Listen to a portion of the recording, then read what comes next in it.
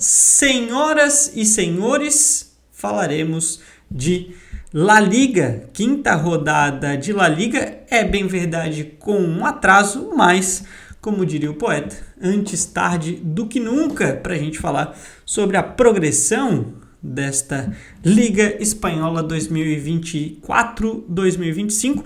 Já adianto que este vídeo está sendo gravado antes de terminar essa rodada, faltando apenas um jogo, Rayo Vallecano e Osasuna, jogo que vai ser disputado em Vallecas.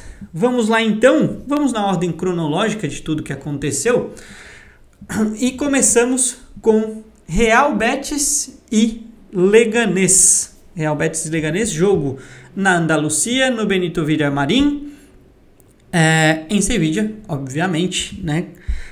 O Real Betis vencendo por 2-0 a equipe do Leganés, vitória importantíssima para o Real Betis, que não tinha começado bem, né? Vem de empates e derrotas, né? Empate para Girona, depois também com o Alavés, também, e aí uma derrota para o Real Madrid na última rodada, e então um começo de La Liga difícil para o Real Betis, para suas pretensões, e esse jogo importantíssimo no que deve ser, né, a temporada do Real Betis e do Leganés. O Leganés que deve disputar para não cair, deve disputar o descenso, né? Estará na briga pelo descenso, tudo indica, e o Betis, tudo indica que estará disputando mais uma vez uma vaga em ligas europeias. Além da importância da vitória em casa por 2-0, o gol do Vitor Roque. Vitor Roque, que precisava de uma atuação dessas, já tinha feito a estreia no Santiago Bernabéu contra o Real Madrid, mas em casa é o primeiro jogo do Vitor Roque, faz o gol, tem uma expectativa e também um descarregar de emoções neste gol, importantíssimo para o brasileiro, que enfim vai tentando se reafirmar no futebol europeu, e para o Betis, sacramentando a vitória aos 86 minutos, e aí tendo 3 pontos, importantíssimo.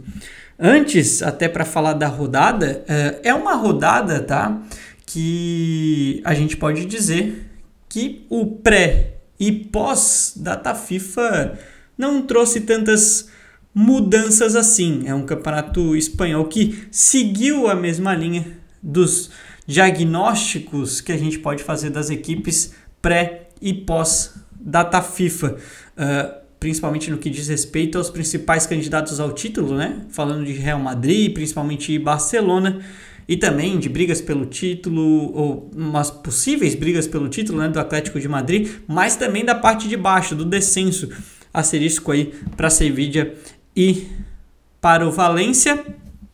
Vamos falar dessas duas equipes mais adiante. Passando então para o sábado, e aí um jogo difícil, hein? Sevilla e Getafe, né? Jogo no Ramon Sánchez Pizjuán, e o Sevilla com uma vitória sofrida, não só por ter sido 1-0, mas também pelo jogo, né? Um jogo bem típico do Getafe, né? Do Getafe do Bordalás, um jogo muito físico, tecnicamente mal jogado, estrategicamente o Sevilla bem abaixo. O Getafe, né, já vem de uma temporada com o Bordalás e vai seguir sendo esse Getafe também no decorrer dessa temporada, tudo indica.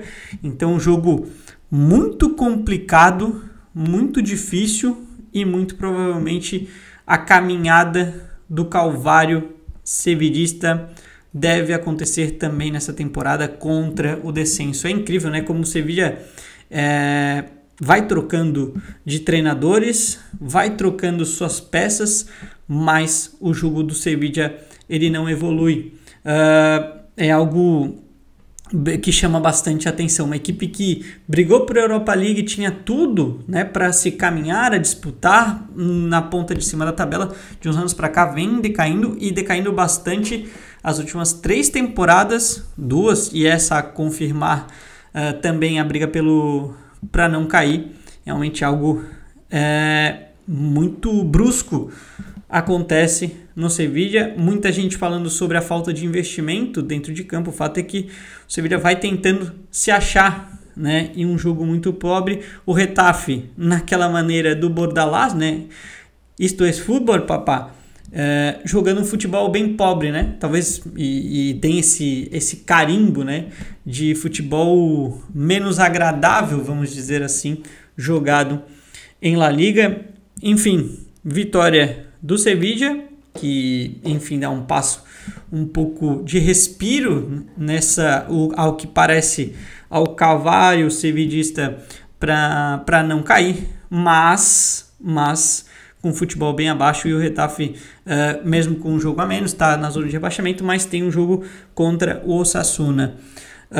Passando agora para o Real Madrid e Real Sociedad. Antes da gente entrar nas polêmicas aí de pênaltis, ou nem tantas polêmicas assim, dependendo de como você enxerga, um Real Madrid que ainda não encaixou, né? Um Real Madrid que tem muitas dificuldades. A capa do AS, ela acaba enaltecendo um pouco o Mbappé pelos seus 4 gols, né? Trata do Mbappé como Pichichi, né? Que é o goleador da equipe madridista, mas o Real Madrid que não funciona, né? O ponto positivo é que o Carlo Ancelotti tem ido nessa linha e tem reconhecido a dificuldade da equipe madridista, né? Então, tá tentando encaixar esse ataque. Por enquanto, quem tem pago a conta, né, disso tudo é o Rodrigo, mas é o cara que parecia vir desempenhando mais do que Mbappé e Vinícius Júnior. Mas um jogo mais uma vez abaixo do Real Madrid, vence mais uma vez por 2-0, assim como foi na última rodada contra o Real Betis em casa, mas não convence. Jogou até um pouco melhor contra o Real Betis, mas contra a Real Sociedad o Real Madrid ficou devendo. Quem não deveu foi a equipe do Manuel Alguacil, a Real Sociedad, que, claro, jogou em San Sebastián, né, na Real Arena, estava em casa, e antes do primeiro gol, do primeiro pênalti marcado pela arbitragem, uma Real Sociedad que meteu 3 bolas na trave. Volume de jogo, não necessariamente só empurrando o Real Madrid para trás, mas com muita velocidade também, explorando bem os erros madridistas defensivos, e uma Real Sociedad que tinha todo o respaldo para, inclusive, abrir o placar e, quem sabe, encaminhar uma vitória em cima do Real Madrid, tá? Não seria nada absurdo, mas após essas 3 bolas na trave, volume de jogo, o velho Real Madrid, com a mão ali do Sérgio Gomes, e que o primeiro pênalti foi, na minha visão, mais pênalti do que o segundo. A gente pode até contestar essa regra, mas não me atentarei. O fato é que, pela regra, é pênalti. E aí o Vinícius faz o primeiro gol, tem a comemoração ali polêmica, pelo menos bem polêmica, tratada na Espanha, e eu já vou um passo à frente. Falarei dessa questão do Vinícius Júnior, porque aí vem o segundo tempo, mais uma vez um Real Madrid com dificuldades. É um Real Madrid sem identidade ainda, né? A gente não consegue detectar se o Real Madrid ele quer empurrar o seu adversário e jogar postado no campo do adversário, se é um Real Madrid que vai tentar acelerar com o Mbappé, com o Vinícius, se é um Real Madrid que vai tentar fazer de tudo um pouco na temporada dependendo do adversário. Enfim, é um Real Madrid ainda sem identidade, penso ainda, e com muitas dificuldades de fazer o seu jogo desenrolar. Mas vem o segundo pênalti, que na minha ótica, e aí vai muito da interpretação, para mim eu não daria pênalti como árbitro e não chamaria, menos ainda se fosse o VAR, mas não é nenhum absurdo o pênalti que foi dado, né? Poderia ter sido dado, como foi a interpretação do árbitro.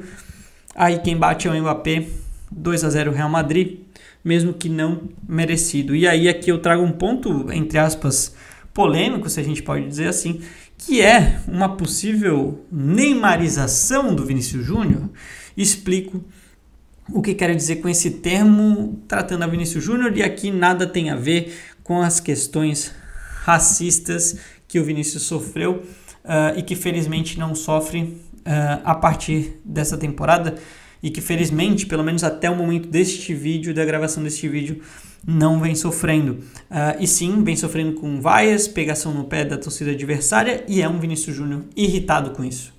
É um Vinícius Júnior muito irritado com isso. A comemoração, né? O gesto de silêncio para a torcida é muito isso. A excessiva forma de simular as faltas, de simular as jogadas, de se deixar envolver pelo jogo da torcida adversária, atrapalha, na minha visão, muito o Vinícius Júnior. É um Vinícius Júnior irritado com a torcida adversária, irritado com o adversário em si, irritado com o árbitro, a todo momento pedindo falta, cavando, rolando no gramado. Então eu trato desse termo neymarização do Vinícius Júnior muito por essas atitudes dele, né? Não o extracampo, mas as atitudes do Vinícius Júnior podem, na minha visão, atrapalhá-lo nessa temporada.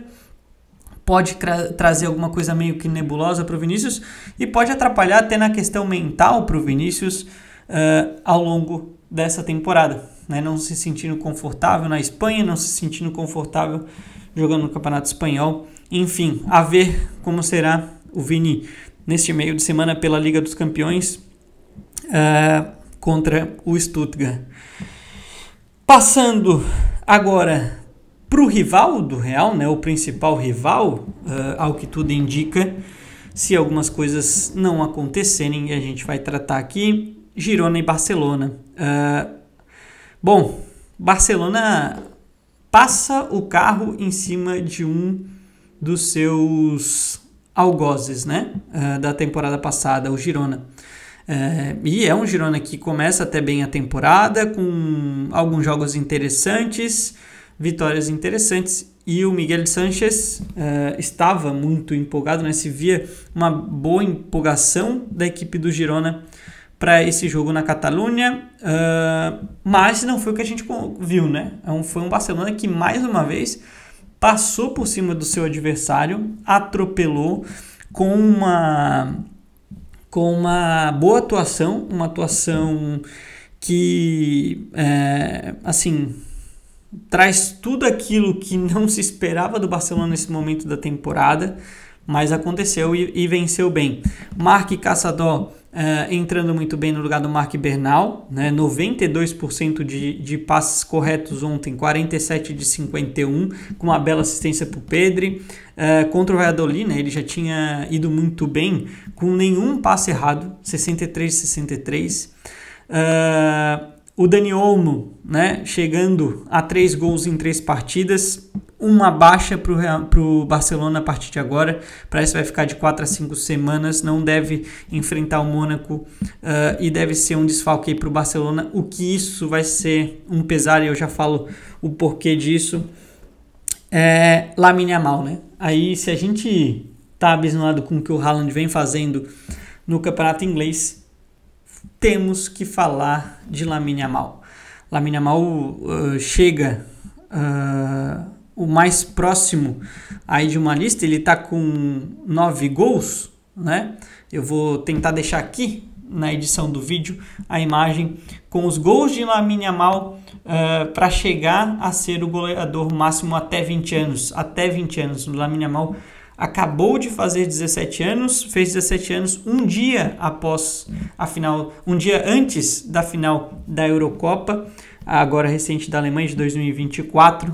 Então, Lamine Yamal chegando a ser um dos principais goleadores e deve se tornar o principal goleador de La Liga até 20 anos nessa temporada. Assim, seria só se ele se lesionar, né, e ficar de fora da temporada. Tirando isso, certamente o Lamine Yamal passará Raul González, que é o primeiro da lista após Lamine Yamal, e vai aí alcançar o topo desta lista. Lamine Yamal fazendo gols, sendo importante para o Barcelona nesse início de temporada, e além disso, né, sendo um jogador que vai ganhando casca e também fisicamente evoluindo, taticamente evoluindo. Um impressionante Lamine Yamal desde a Eurocopa, e vai se perpetuando pelo início de temporada do Barça. Agora falando sobre as lesões, né? Esse é o grande problema. O Barça é uma equipe que corre por poucos riscos, não sofre tantos gols como vinha sofrendo na temporada passada, comparando, né, os começos, já vai, né, conseguindo eliminar os seus fantasmas da temporada passada, empurrando o adversário para trás, cedendo poucas chances para o adversário, que só pode chegar no gol através de transições, e essas transições são muito difíceis para o adversário. Teve sim o lance polêmico, né, do que poderia ser o 2-1 do Íñigo Martínez, mas enfim, é contestável ali a não marcação também, a marcação ou não, né, questão da interpretação, mas o Barcelona conseguiu fazer com o Girona coisa que ele fez com o Valladolid. Talvez o jogo mais abaixo do Barcelona foi a estreia realmente contra o Valência. Tirando isso, o Barcelona foi muito bem até aqui. O problema disso tudo, e não querendo botar água no chope do torcedor culé, é um elenco muito curto para uma temporada muito longa. Então é complicado. A gente tem a notícia agora de manhã da lesão do Dani Olmo, então isso tudo prejudica aí a temporada do Barcelona. O Barcelona que só contratou o Dani Olmo e o Paulo Vitor, né, que volta para a equipe do Barcelona, então poucas opções de ataque, poucas opções que a gente vê da equipe para mudar o jogo, principalmente ofensivamente. É claro, Eric Garcia chegou bem, Pau Cubarsí está bem, todos estão desempenhando muito bem, mas as lesões, né, e quem já está, a Gavi que deve retornar, o De Jong não se sabe ainda, então apesar disso tudo, tem jogadores para chegar, mas não se sabe como, não se sabe em que pé chegarão, o desempenho que terão depois das lesões graves que foram. O Marc Bernal também se machucou, então vai perder a temporada. Então esse pode ser o X da questão para a temporada do Barcelona. E por isso a mais importância ainda deve ser dada a esse início avassalador do Barcelona. Barcelona que joga contra o Mônaco na quinta-feira, né, pela Champions League. Para a gente fechar, já encaminhando para o final, Atlético de Madrid e Valência. O Atlético de Simeone sendo o Atlético de Simeone, tendo algumas dificuldades ofensivas, mas conseguindo se impor em certos jogos que é necessário se impor. E aí fez 3-0 em cima do Valência. E que Valência é esse do Baraja, né? Baraja que foi um dos símbolos do Valência, inclusive de título espanhol em 2004, mas vai muito mal, né? Vai muito mal, tem um início muito ruim de La Liga, né? É o último colocado com apenas 1 ponto, né, em 15 disputados.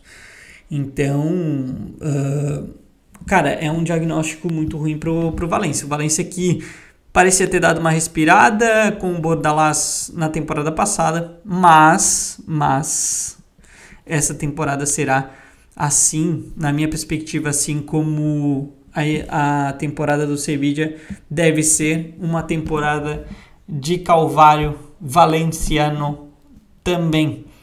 O Atlético de Madrid, vamos ver, né, que tipo de Atlético de Madrid que vai caminhar. É um Atlético ainda bem pragmático, com muitas dificuldades, mas principalmente ofensivas, mas que vai fazendo resultados no começo dessa temporada. E aí vai enfrentar o Leipzig em casa, né? Então, passando aqui os jogos dos espanhóis, na Champions, Real Madrid contra Stuttgart, o Barcelona joga fora contra o Mônaco, o Atlético de Madrid joga em casa contra o Leipzig e o Girona recebe o PSG. Então esses são os jogos dos espanhóis. Traremos também uma análise sobre os espanhóis na Champions, na nova Champions, nessa primeira rodada. E é isso. Chegamos ao final deste primeiro vídeo de retorno. Muito obrigado para você que chegou até aqui. Enfim, La Liga muito parecida com a pré-data FIFA. né? O diagnóstico que se faz das equipes do Campeonato Espanhol pré e pós-data FIFA, eles são praticamente os mesmos. Um início de temporada do Barcelona inversamente proporcional às expectativas criadas em cima da equipe culé, da equipe catalã, e também inversamente proporcionais às expectativas criadas ao Real Madrid, que se esperava muito mais. Além disso, o calvário de sevillistas e valencianos nesse início de La Liga e que deve se fazer presente durante toda a temporada. Forte abraço, fique ligado aqui neste canal e a gente se vê em breve.